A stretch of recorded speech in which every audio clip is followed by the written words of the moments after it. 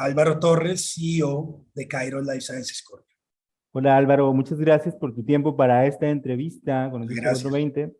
Eh, Antes de hablar de la compañía, me gustaría que comencemos contigo, Álvaro Torres. Todos en este sector tenemos como una historia de cómo nos involucramos con la planta, con el sector. ¿Cuál es la tuya? ¿Cómo llegaste cómo te involucraste y ahora diriges una de las compañías más importantes del sector del cannabis medicinal?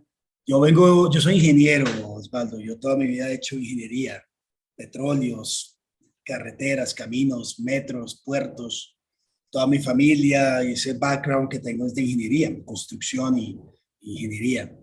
Y más o menos hace 5 años, mi hermano, su cuñado y yo, que estamos pues comenzando empresa, otra cosa. Yo estaba en particularmente interesado en montar una compañía de financiación para temas de infraestructura, que es lo que yo sabía hacer.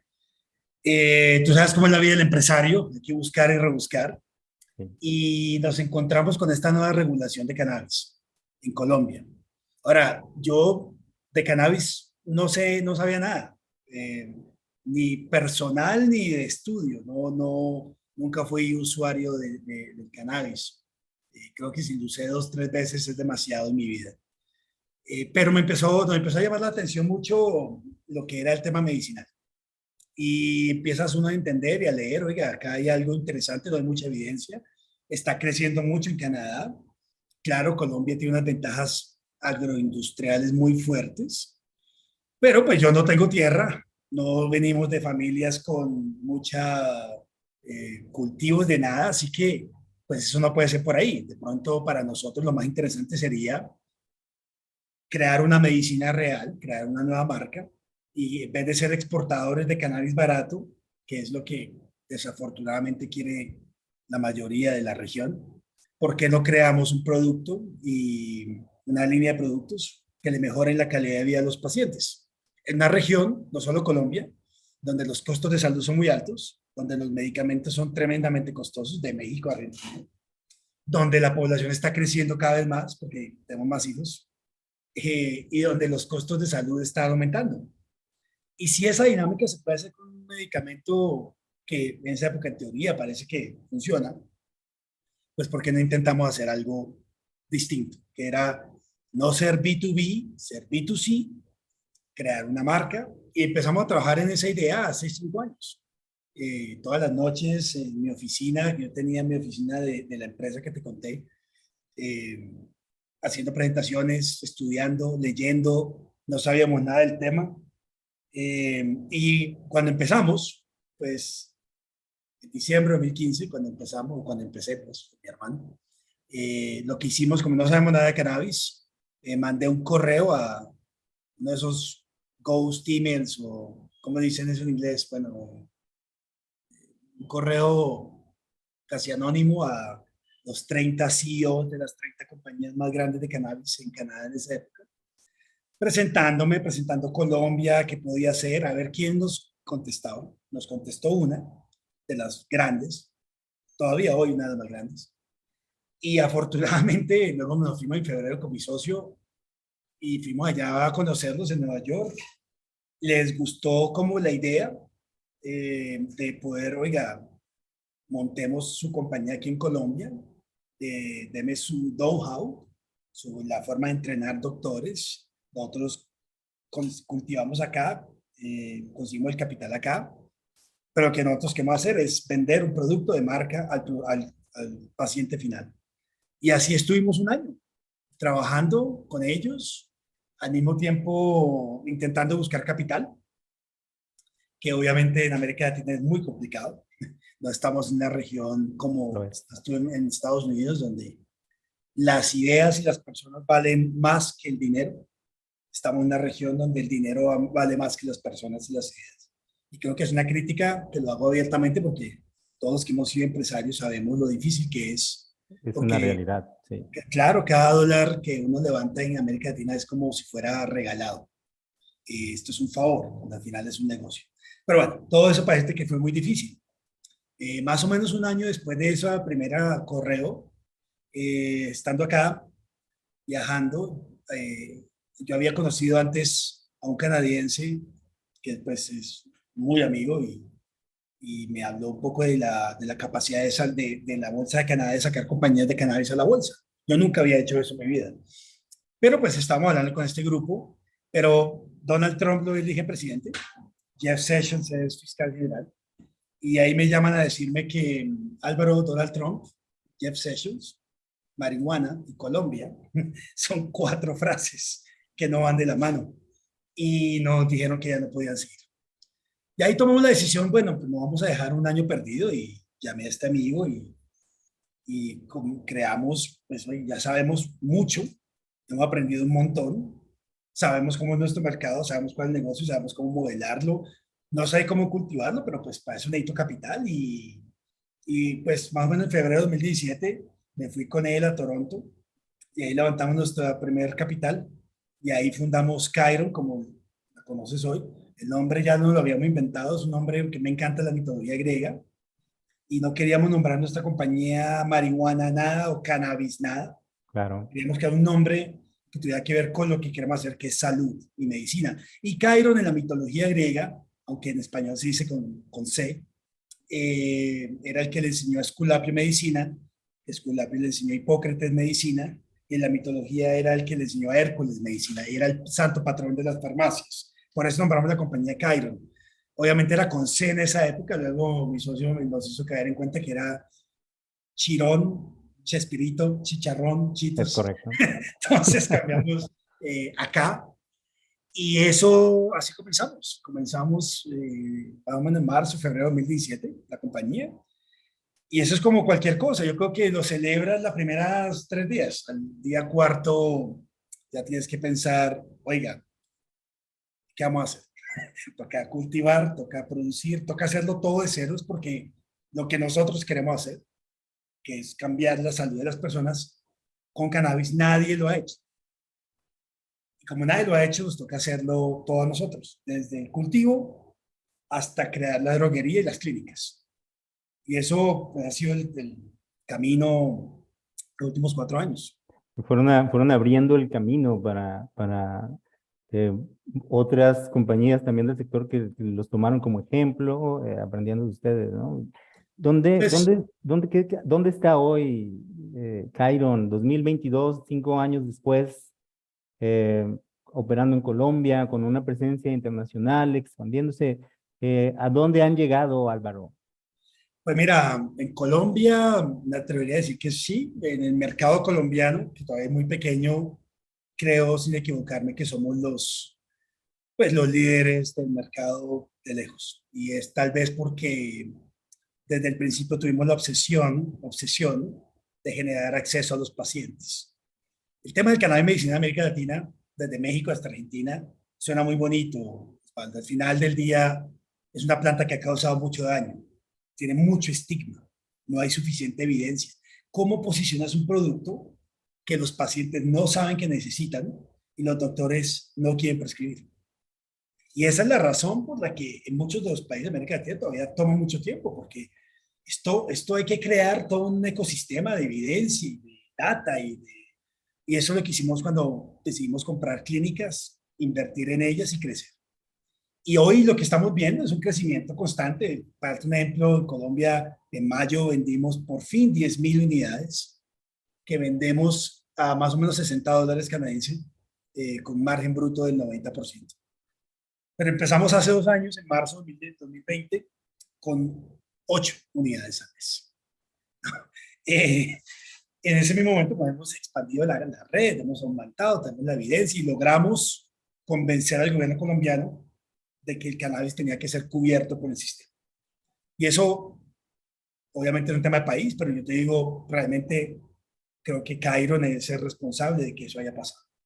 Y seguiremos viéndolo porque creo que le estamos cambiando la vida a mucha gente. Entonces, en Colombia, pues cuando ya está empezando a vender, ¿no? El año pasado vendimos $3 millones al 90%, este año haremos 8, 9, y así va a seguir creciendo. En un país donde hay 6 millones de personas con, 3 millones de personas con dolor crónico, creo que tenemos mucho por hacer, pero claro, nos inventamos algo muy nuevo acá y empezamos en Perú hace más o menos un año y medio, 2 años. Y en Perú también estamos montando clínicas más pequeñas en ese formato. Es un país más pequeño, ¿verdad? Que en Colombia con menos capacidad de pago y no hay cobertura de seguro, pero yo lo veo todo a largo plazo. Algún día va a pasar, porque es que es más económico y mejor para la salud. Y cuando eso pase, pues seguiremos haciendo de Colombia. En Brasil empezamos en octubre del año pasado y en las próximas 2 semanas vamos a abrir nuestra primera clínica en Río de Janeiro. Y esa clínica va a traer, en mi opinión, el mismo impacto que hemos tenido en Colombia. Entonces, el mundo ya no es como antes, donde es de norte a sur y no es aquí, gracias por lo que me enseñas. Hay mucho que los latinoamericanos podemos enseñar, que en particular el cannabis es la educación médica. Entonces empezamos a exportar educación médica. No podíamos exportar cannabis desde Colombia, pero es que cultivar cannabis no es nuestra obsesión. Y ahí empezamos entonces, a convencer doctores en Inglaterra y en Alemania, y empezamos a conseguir socios en Europa que cultivaban las semillas que nosotros enviamos a Europa. Nosotros en Europa no tocamos la planta. Si a duras penas vamos y físicamente inspeccionamos una vez al mes, todo lo que hacemos es manejar todo el proceso, cómo el paciente lo convencemos, cómo el doctor se educa, cómo llega a la farmacia, cómo llega a la distribución. Y hoy pues en Inglaterra creo que somos la marca de cannabis más vendida, cannabis medicinal más vendida en Inglaterra. En Europa acabamos de adquirir una distribuidora de cannabis en Alemania y abrimos nuestra primera clínica virtual en Inglaterra en diciembre del año pasado. De tal manera que hoy, pues más o menos al mes estamos vendiendo $1 millón en toda la compañía solo en cannabis y creciendo, no sé, 35-40% mensual. Todo eso, pues de esta idea que teníamos de generar evidencia, convencer al doctor. La regulación en cada país es muy distinta, pero lo que nosotros sí hacemos constantemente es pensar cómo mejoramos el acceso de ese paciente. No importa en qué idioma, no importa si es flor seca, si es aceite, es un producto que tiene que ser de buena calidad, pero entre más fácil sea el acceso, más esta industria va a crecer. Entiendo que su estrategia ha sido, en lugar de concentrarse en la planta, se concentran en educación, en fortalecer marcas, en crear accesos. Ese es un modelo interesante en un sector en el que, pues, la mayoría de las compañías se concentran en las características de su producto, ¿no? Y ustedes como que ven lo que hay alrededor eh, para, para poder lograr un impacto mayor como el que han alcanzado. Pues mira, yo creo que para nosotros del principio, desde esas noches que, que nos dedicábamos a pensar en esta idea, somos latinoamericanos, somos colombianos, venimos de una región que es conocida por vender commodity, ¿no? Entonces vendemos café a $1 la libra, estamos contentos con eso. Pero pues llega Starbucks y nos monta un Starbucks aquí y nos vende una taza de café a $4. Y el café es vietnamita. Entonces, cuando estamos diciendo, bueno, como no somos dueños de tierra, no somos hacendados, no venimos de ese mundo, pues nuestro know-how no está en el cultivo de la flor. Pero no queremos crear un negocio que se dedique a vender un commodity que decíamos hace 5 años y lo vemos hoy, va a seguir bajando de precio todos los meses. Y más, pues tú ves Estados Unidos, el CBD se vendía a $3 el gramo, ahora es centavos, Centavos. centavos. Y la calidad tiene que aumentar. Entonces ahora es GMP y con Good Agriculture Practices tienes que hacer más inversión. Y yo lo que nosotros nunca quisimos hacer eso. Quisimos, bueno, no estamos en el mundo del commodity, queremos vender ese Starbucks a $5 la taza.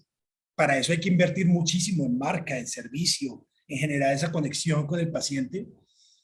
Y hoy, y creo que lo vemos hoy, y en Colombia, y en América Latina en general, ojalá hubiera más compañías pensando en eso. Porque es que, y esto pues suena muy, digo, va a sonar muy, eh, ¿cómo se dice? Polarizado. Pero la mayoría, en Colombia se han otorgado en el año pasado 2.200 licencias de cannabis. Y yo que estoy en el mundo del B2C, Kyron, y estamos en Europa, ¿verdad? En Alemania y en Inglaterra, pues mira, si en Inglaterra se vende, si se vende 100 kilos al mes hoy de cannabis en flor seca, sería bastante. Y una hectárea puede cultivar hasta 10 toneladas al año de cannabis medicinal. Entonces, hay unos mercados internacionales, incluyendo Estados Unidos, obviamente, que son muy grandes, pero si los separemos, en Europa es un mercado muy potencialmente muy grande, Potencialmente. potencialmente, en los próximos 3 años, pero toma tiempo llegar allá. Cada país está cultivando, entonces compites con Malta, compites con Lesoto, estás compitiendo con África por el mismo mercado. Entonces se está empezando a vender eso a un precio más barato para que alguien lo coja, lo vuelva y cree valor agregado. Y eso está haciendo presión hacia abajo en los precios. Esa es la realidad. Israel es un mercado que está ampliándose porque allá hay mucho mercado, pero también hay mucha competencia. Entonces cada vez, imagínate que cada país quiere crear su propio negocio de exportación de cannabis, pero muy pocos países están creando su propio negocio de mercado local. Mercado ¿Cuáles son los interno. países más grandes? Canadá, donde hay 300 cultivadores y no permiten la importación de cannabis. Y no lo van a permitir, yo creo, porque no tiene sentido acabar con la industria local para importar producto barato. Estados Unidos, que es federalmente ilegal, que eso tiene unos retos, porque hoy ni siquiera puedes llevar cannabis de California a Massachusetts. No se puede exportar entre estados. Y yo no creo que lo vayan a permitir, porque no tiene ningún sentido para el gobernador de New Jersey, ¿no? Que ahora compre el cannabis barato de Oregón. No, eso no lo veo. Más en este mundo que está tan proteccionista últimamente y más con lo que está pasando. Luego es en América Latina, Colombia, pero te digo, es porque creamos el mercado. En Europa es Alemania e Inglaterra. Y Alemania de lejos, pero hay 50 competidores ya establecidos con unos estándares muy altos. Y para poder vender allá, si haces productos semiterminados, pues el precio está bajando. Está Israel y está Israel. Australia. Pero que tú digas que, aparte de Canadá y Estados Unidos, que todos los mercados juntos sumen lo que suma Canadá, no todavía. Entonces, creo que la gente se lanzó muy temprano a empezar a cultivar cannabis, pensando que el mercado es enorme, y sí va a ser enorme. Pero por el otro lado, tiene que haber compañías como Kyron o otras que generen esa demanda. Porque si no hay demanda, pues no importa cuánto estés vendiendo. Y eso lo que está haciendo es una presión de los precios para abajo. Eso suena como muy inteligente. Digamos, la verdad no es nada distinto a lo que ves en cualquier otra industria. Solo que en cannabis estamos intentando coger 100 años de historia corporativa y hacerlo en 5 años. Entonces, por eso nunca quisimos entrar en el mundo del commodity. Y creo que en Canadá lo ves hoy, muchas compañías cerrando, muchos cultivos cerrándose. Y eso que pasó en Canadá está pasando en muchos otros lados del mundo. Entonces, creo que enfocarse en el B2C es más costoso, es más difícil, pero pues también al final puedes generar un negocio mucho más sostenible, en mi opinión, Claro. rentable. ¿Cuál, eh, estamos justo a mitad de año, Álvaro. ¿Cuáles son las expectativas de Chiron para el resto de 2022 y el principio del próximo? ¿Qué podemos esperar de la compañía? ¿Cuáles son sus planes de acción? Bueno, nuestros planes ahora se están volviendo ya cada vez un poco más aburridos, Osvaldo, porque digamos que nosotros estamos en una posición de liderazgo muy grande en Colombia y en UK. Y esa posición de liderazgo la vamos a seguir tomando y dominando en los próximos 2 años. Cuando has montado lo que hemos montado en Colombia y UK y estás creciendo al 35%, esto suena fácil, lo único que hay que hacer es seguir creciendo al 35%. ¿No? ¿Eso qué significa? En Colombia, más clínicas, en UK, más nuevos productos, nuevos SKUs, pero esos dos son objetivos militares, porque es que ahí es donde hemos venido creciendo, tenemos unos márgenes muy altos. Después de eso, te diría que acabamos de comprar una empresa de distribución de cannabis en Alemania. Y eso va a ser Alemania en esta segunda parte del año y los próximos 2 años, un mercado igual o más importante que Inglaterra. Porque ahora que somos dueños de la distribución, ya no solamente vamos a poder convencer doctores, sino que vamos a poder empujar el producto de las farmacias y eso va a hacer crecer tremendamente. Cuarto es Brasil. Vamos a abrir nuestra clínica en Brasil este mes. Nos hemos demorado en la apertura, tal vez por un tema de llevar la caja, de cómo logramos, para mí, poder llevar THC a Brasil, que no mucha gente lo puede hacer. Y eso va a coincidir con la apertura de la clínica. Y entonces, pues Brasil, donde hemos hecho una inversión importante en un mercado tan grande, creo que con esta clínica vamos a dedicarnos a eso. Luego tenemos Perú, que es un mercado muy interesante para nosotros en cuanto al tema regulatorios. Es un país más pequeño en cuanto a su mercado, pero nuestro objetivo es más como lograr llevarlo a flujo de caja positivo y seguir introduciendo nuevos productos que sean, como ya logramos productos naturales de uso en salud, logramos certificaciones de producto con marca, que no lo hemos hecho en ningún lado, lo podemos hacer, excepto en Perú.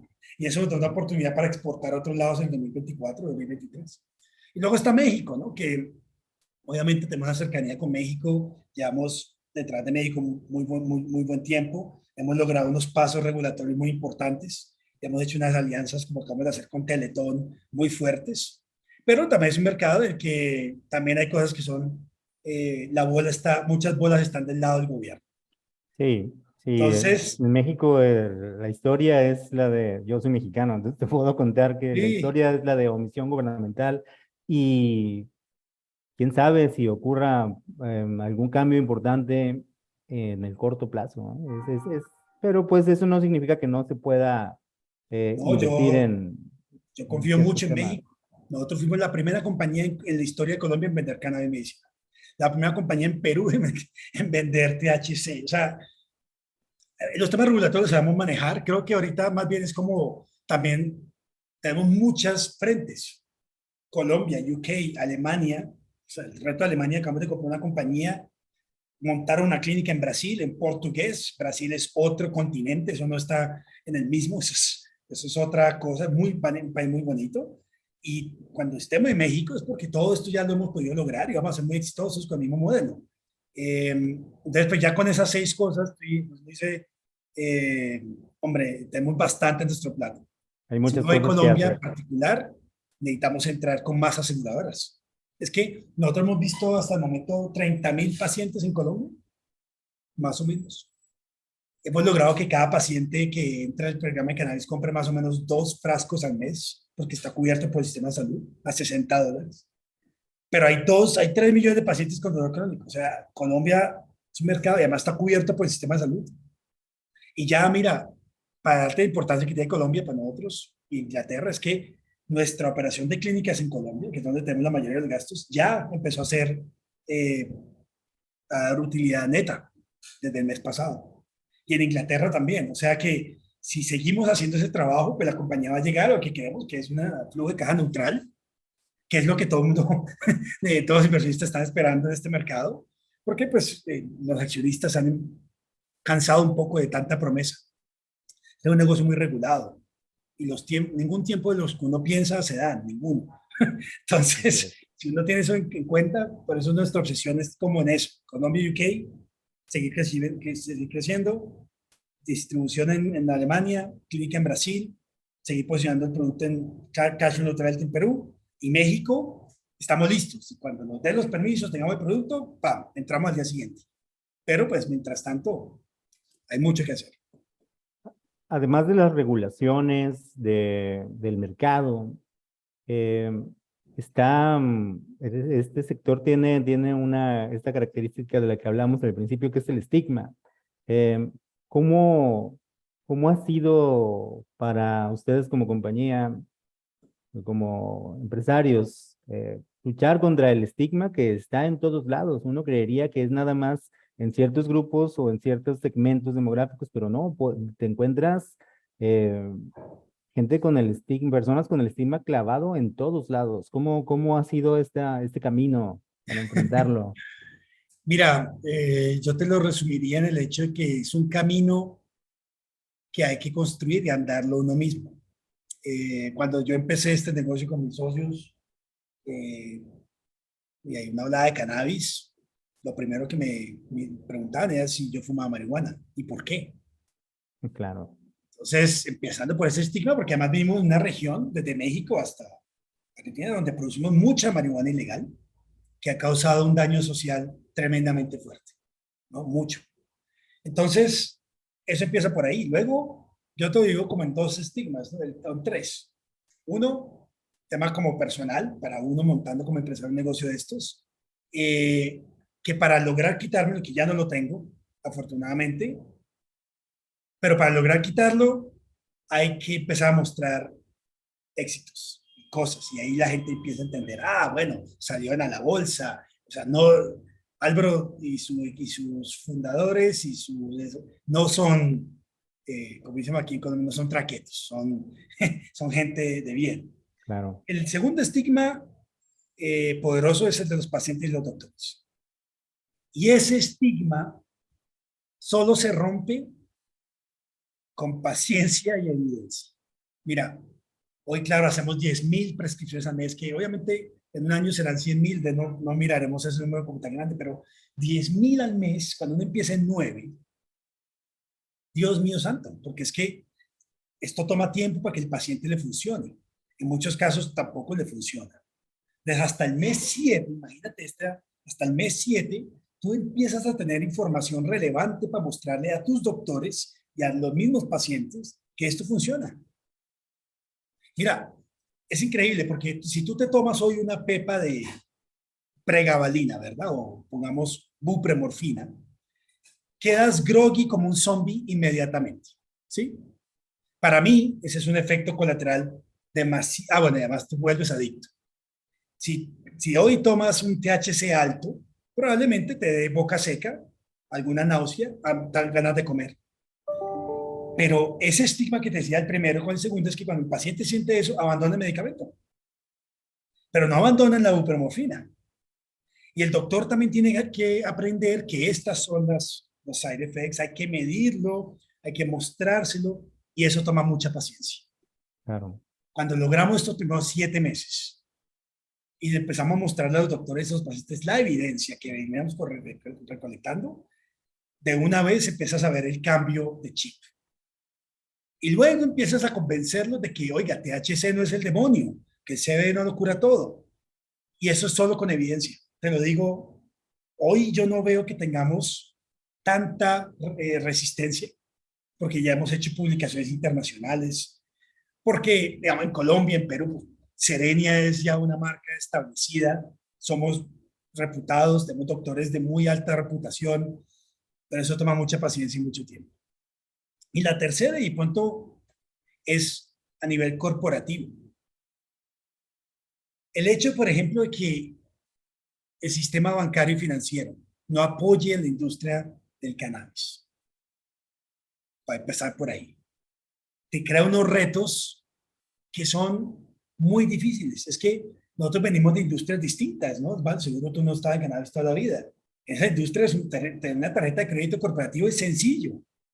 En esta es imposible.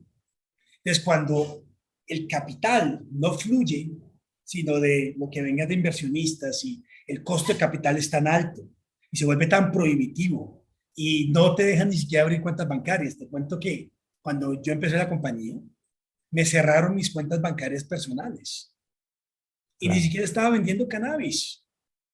Y eso que es algo perfectamente legal. Entonces, ese tercer estigma es muy difícil porque en cualquier otra compañía hay créditos, hay forma de crecer, hay el banco, ¿cómo paga la nómina? ¿Cómo paga la nómina un empleado si no puedes tener cuenta bancaria?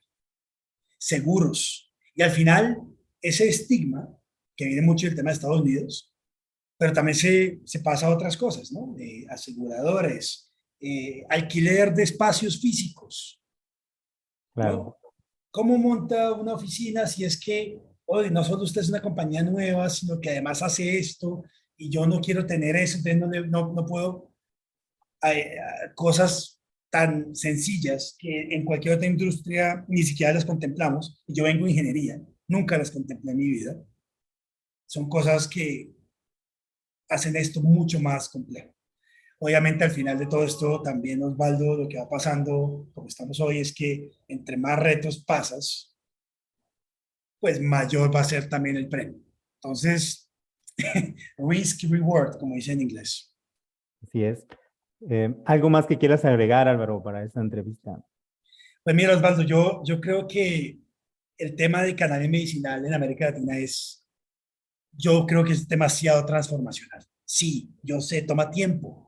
No todos los gobiernos están preparados, la importación, exportación, todo eso es cierto, pero cuando tú ves que puedes ahorrarle al sistema de salud 30-40% de su costo en un paciente, que ese paciente se siente mejor y no anda como un zombie.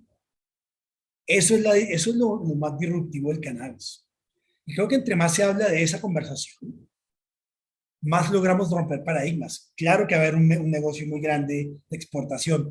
No es tanto hoy, pero va a pasar. Claro que va a haber competencia entre los países. Para nosotros, algún día México cultivará, ¿verdad? Algún día Brasil cultivará.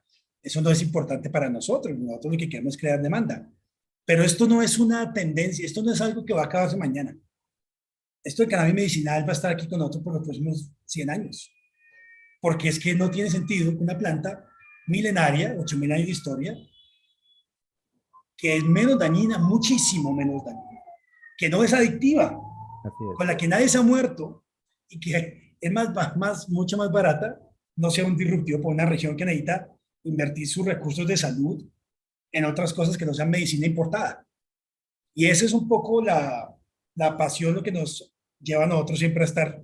Esto es difícil, todos estos retos, pero mira, todos vamos a ser pacientes de esto, porque a todos nos va a dar dolor. Y qué chévere que cuando me dé eso, ojalá más tarde que temprano, no tenga que irme a pegarme unas bombas de morfina en la espalda. Y creo que ese cambio es la razón de ser de la compañía y eso, todas las cosas buenas toman tiempo, pero eso va a pasar. Está pasando hoy. Así es un cambio cultural. Muchas gracias por tu tiempo, Álvaro. Muchas Eh, gracias, Osvaldo. Gracias a ti.